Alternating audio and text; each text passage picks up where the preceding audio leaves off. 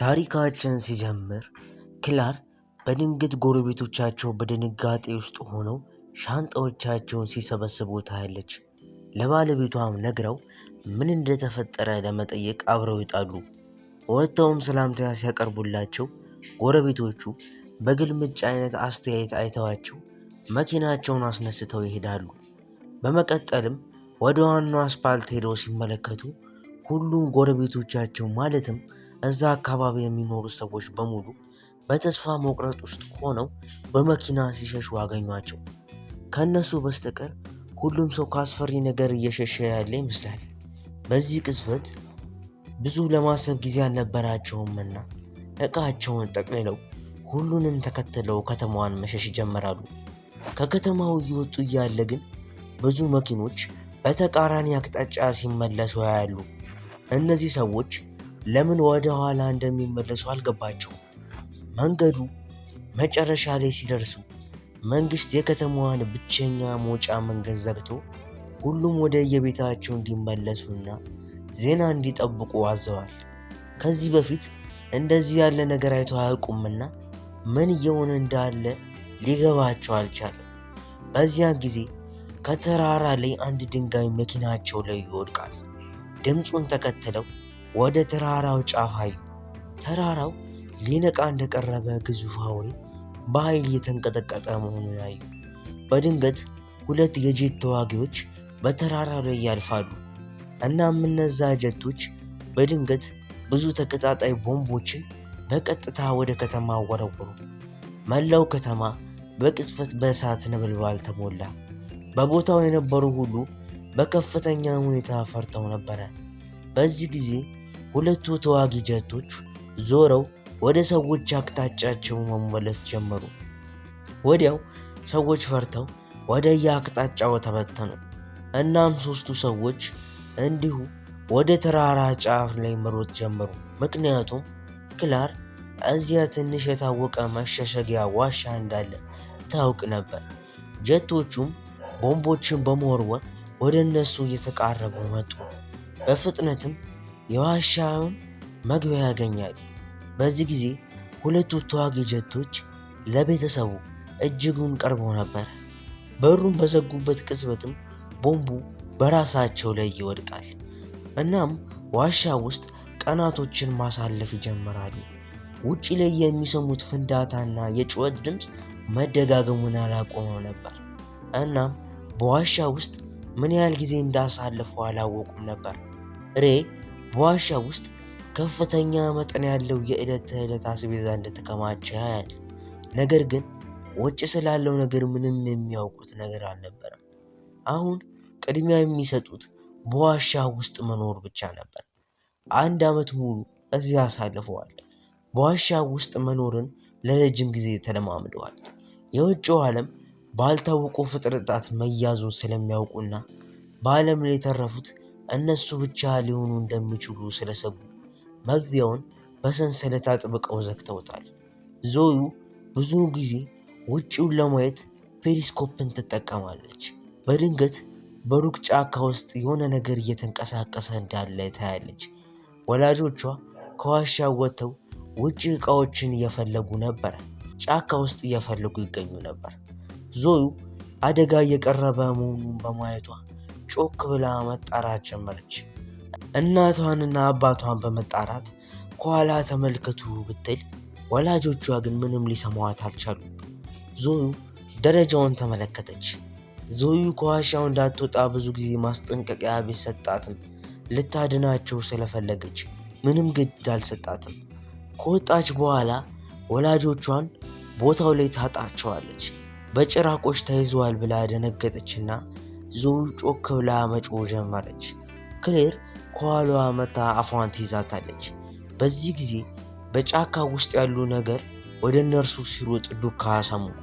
የፈሩት ነገር ግን ሚዳቁ ብቻ እንደሆነ ሲመለከቱ እፎይታ ይሰማቸዋል። ነገር ግን ክላር በድንገት እነዚህ አጋዝን የበለጠ አስፈሪ ነገርን እየሸሹ እንደሆነ ትነግራቸዋለች። በፍጥነትም ወደ ዋሻው ይሸሻሉ። ሬ መግቢያውን በጨለማ ውስጥ በወፍራም የብረት ሰንሰለት ይቆልፋል። ከባድ ዱካዎች ወደ እነርሱ ሲመጡ ይሰማሉ። ዱካው ከጭንቅላታቸው በላይ መሬት ላይ ወደ ኋላና ወደፊት ይመላለሳል። ዞዩ በጣም ስለፈራች ማልቀስ ትጀምራለች። ልጁ ምንም አይነት ጩኸት እንዳታሰማ ስለፈለገ ሬይ እንድትረጋጋ በሹክሹክታ ይነግራታል። በድንገት ከመግቢያው አቅጣጫ ኃይለኛ ግጭት ተፈጠረ። ወደ ዋሻው መግቢያ ሄደው ቀና ብለው ሲመለከቱ ከዋሻው መግቢያ ላይ የኮቴ ድምፅ ይሰማሉ። ድምፅ ለማሰማት አልደፈሩም እና በተስፋ መቁረጥና በፍርሃት ብቻ ሆነው መጠባበቅ ጀመሩ። ግን ደግሞ አሁን አንድ አሳዛኝ ነገር ተከስቷል። በዞዩ አሻንጉሊት ላይ ያለው የድምፅ ማውጫ ቀለበት ዋሻ ውስጥ ባለ ብረት ተይዟል።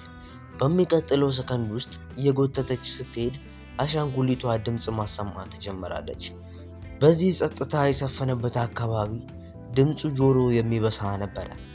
ሬይ አሻንጉሊቱን ነጠቃትና ቢላዋ ተጠቅሞ የመጫወቻውን የድምፅ ሳጥን አውጥቶ ወደ መሬት ወረወረውና ብዙ ጊዜ በእግሩ ቀጠቀጠው።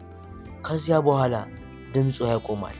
ነገር ግን ሁሉም ነገር በጣም ዘግይቷል። ከላይ ያለው ነገር የአሻንጉሊቷን ድምፅ በግልጽ ሰምቷል። የብረቱን በር በኃይል መምታት ጀመረ። በጉልበት ለመክፈት እየሞከረ ነው።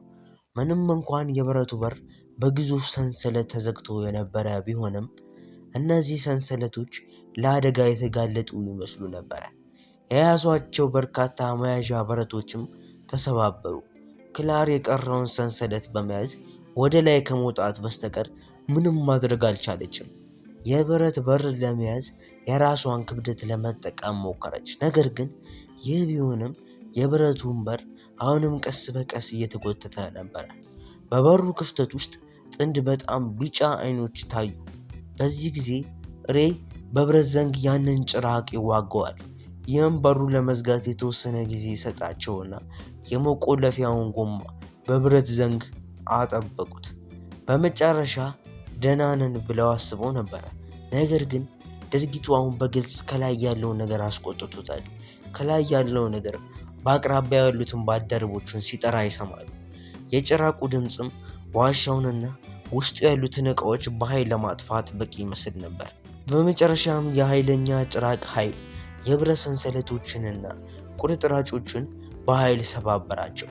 ከዚያም ብዙ ጥንድ የሆኑ እንግዳ አይኖች በዋሻው መግቢያ ላይ ያያሉ። ቤተሰቡ ወደ ዋሻው ጠለቅ ብሎ መሸሽ ጀመረ። በዚህ ጠባብ ቦታ ግን መደበቂያ ቦታ አላገኙ ነበር። በመተላለፊያው ውስጥ ያሉትን መጋረጃዎች በእሳት አቃጥለው በሩን ለመዝጋት መደርደሪያ ያስቀምጡ። ይህ ጭራቆች ወደ ውስጥ እንዳይገቡ ያደርጋቸዋል ብለው ተስፋ አድርገው ነበር። ነገር ግን ይህ ትንሽ እንደሚያዘገይላቸው ያውቁ ነበር። በዚህ ጊዜ ዞዩ ለማምለጥ ቀዳዳ አገኘች። ስለዚህ ሬይ በመጀመሪያ ክላርን ከፍ አድርጎ ረዳት።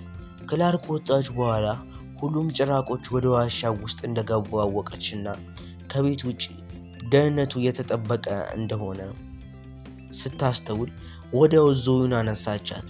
ነገር ግን ሬይ ሊወጣ ሲል ትከሻው በጣም ሰፊ ስለነበረ ጉድጓድ ውስጥ ተጣበቀ።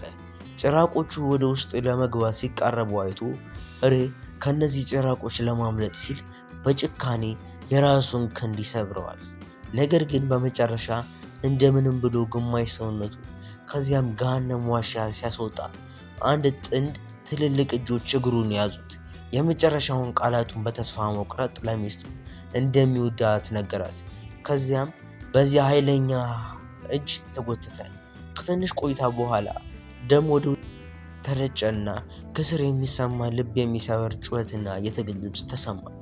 ድምፁ በመጨረሻ ጸጥ አለ። ክላር እዚያ ምን እንደተፈጠረ ታውቅ ነበር። የዞዩ የልብ ምት በጣም መምታት ጀመረ።